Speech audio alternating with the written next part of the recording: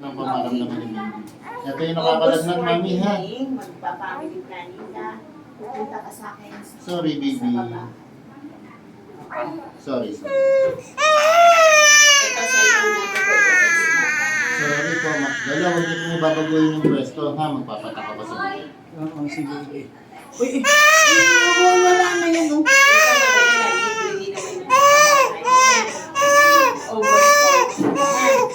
Tapos si baby.